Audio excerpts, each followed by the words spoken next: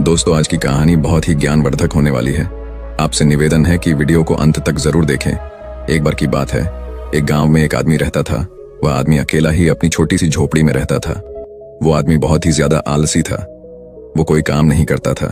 वह एकदम निठल्ला और नकारा था। बस वह हमेशा ऐसे मौके की खोज में रहता कि कहीं से खाना मिल जाए। तो एक दिन जब वो आदमी खाने की तलाश में भटक रहा था, तभी उसे एक आम का बगीचा दिखता है। वह कई दिनों से भूखा था, इसीलिए वह खाने की तलाश में बगीचे के अंदर चला जाता है। वह जाकर वह देखता है कि बगीचे में अलग अलग और बहुत सारे पेड़ थे। तो वह एक पेड़ पर चढ़ जाता है। वह जैसे ही फल तोड़ने वाला होता है, लेकिन तभी अचानक वहां पर उस बगीचे का मालिक आ जाता है और उस आदमी को पेड़ पर चढ़ता हुआ देख लेते हैं और वह गुस्सा हो जाते हैं और उस आदमी को चिल्लाते हुए नीचे आने के लिए कहता है। लेकिन यह आदमी बगीचे के मालिक को देखकर डर जाता है और नीचे आने से मना कर देता है। तभी उस बगीचे का मालिक अंदर जाकर एक बड़ा सा डंडा लेकर आता है। यह देखकर वह आदमी तुरंत पेड़ से नीचे उतरता है और मालिक के उसे तक पहुंचने से पहले ही वह जल्दी पेड़ से नीचे उतर जाता है और जंगल की तरफ भागने लगता है और जंगल में जाकर छुप जाता है। कुछ देर के बाद वो आलसी आदमी वहां से निकलता है और जंगल के रास्ते से जब वह गांव की तरफ जा रहा था, तभी उसे एक लोमड़ी दिखती है जिसको सिर्फ 2 ही पैर थे और उसके 2 पैर टूटे हुए थे। वह जंगल में रिंगती हुई चल रही थी। यह देखने के बाद वह सोचता है कि यह लोमड़ी अब तक इस घने जंगल में जिंदा कैसे है। यह लोमड़ी भाग नहीं सकती, चल नहीं सकती, तो कैसे ही अपने लिए खाने का इंतजाम करती होगी और कैसे यह लोमड़ी अपने आप को इस घने जंगल में दूसरे जानवरों से बचती होगी। यह बात वह आदमी सोच ही रहा था कि तभी अचानक झाड़ियों के पीछे से किसी के आने की आवाज आती हुई सुनाई दी। तभी वहां पर एक शेर आ जाता है जिसके मुंह में मांस का एक टुकड़ा था और वह शेर उस अपाहिज लोमड़ी की तरफ बढ़ रहा था। शेर को देखकर दूसरे सारे जानवर वहां से भाग जाते हैं और अब वहां पर सिर्फ लोमड़ी रह जाती है। और वहां से आदमी अपनी जान बचाने के लिए एक पेड़ पर चढ़ जाता है और फिर जो होता है उसे देखकर वह आदमी हैरान हो जाता है। उसे लोमड़ी के सामने छोड़ देता है और शेर वहां से चला जाता है। यह नजारा देखने के बाद वह आदमी हैरान हो जाता है और ऊपर वाले की योजना देखकर वह मन ही मन खुश भी हो जाता है। और तभी वह सोचता है कि ईश्वर के पास सबके लिए कोई ना कोई योजना होती ही है, और अगर ईश्वर के पास इस लोमड़ी के लिए योजना है तो जरूर मेरे लिए भी उसके पास कोई ना कोई योजना जरूर होगी। और वह आदमी वहां से थोड़े दूर आगे चला जाता है। तभी वह आलसी आदमी रोड के साइड में एक बड़ा सा पेड़ देखकर उसके नीचे बैठ जाता है, ये सोचकर कि मेरे लिए भी कोई ना कोई खाना लेकर जरूर आएगा। वो आदमी 2 दिन तक उसे जगह पर बैठकर इंतजार करता है, लेकिन कोई भी उसके लिए खाना लेकर नहीं आता। आखिरकार जब उसे भूख बर्दाश्त नहीं होती है तो वह खुद ही खाने की तलाश में निकाल पड़ता है। वह रास्ते से जा ही रहा था कि तभी उसे रास्ते में एक बुजुर्ग आदमी मिलता है। वह आलसी आदमी उनसे कहता है कि मुझे भूख लगी है, आपके पास कुछ खाने के लिए होगा तो मुझे दे दो। तभी वो बुजुर्ग आदमी उससे कुछ खाना और पानी दे देता है। खाना खाने के बाद वह आदमी उन बुजुर्ग आदमी से कहता है कि मैंने 2 दिन पहले जो देखा आप उस पर विश्वास नहीं करेंगे। ईश्वर के पास मेरे लिए भी कोई ना कोई योजना जरूर होगी, लेकिन ईश्वर उस लोमड़ी पर अपनी दया दिखाई और मुझ पर नहीं, मेरे लिए कोई भी खाना लेकर नहीं आया। तभी उन बुजुर्ग आदमी ने मुस्कुराते हुए कहा, यह सच है कि ईश्वर के पास सभी के लिए कोई ना कोई योजना तो जरूर होती है और तुम्हारे लिए भी है, लेकिन तुमने उसे गलत तरीके से समझ लिया।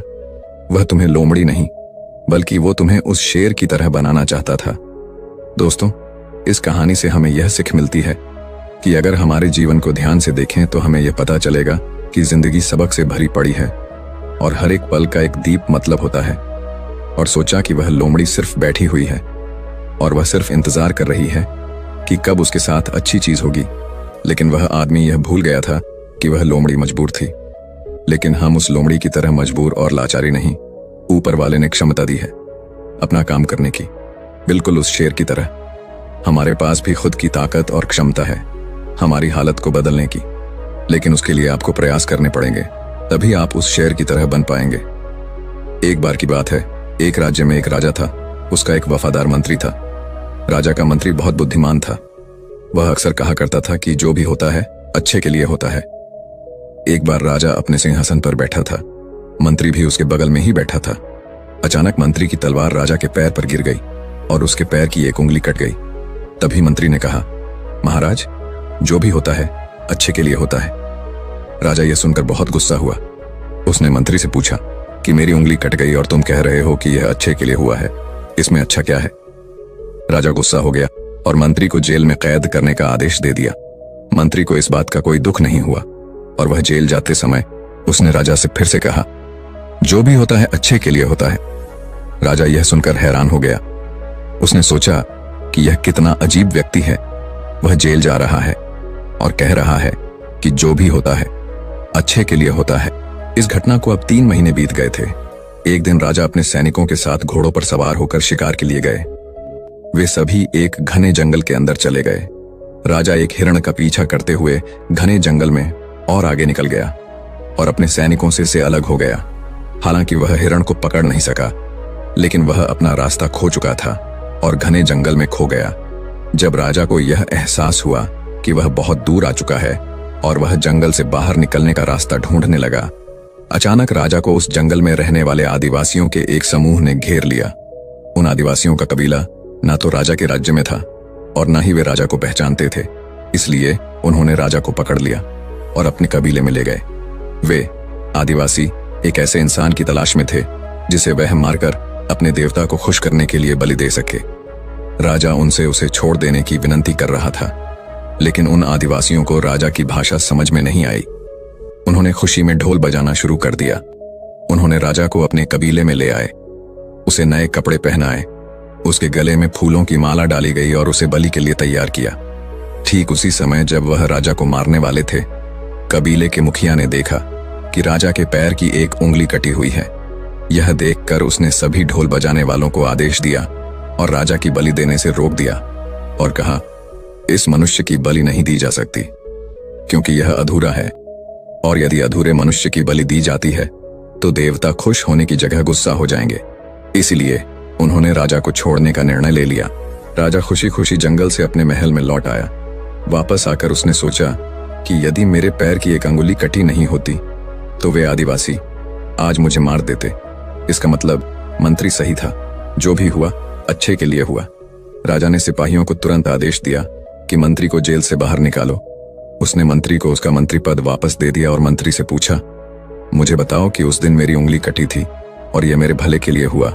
मैं यह समझ गया हूं, लेकिन आप 3 महीने जेल में रहे और आपको इतना कष्ट सहना पड़ा। आपके साथ तो बहुत बुरा हुआ।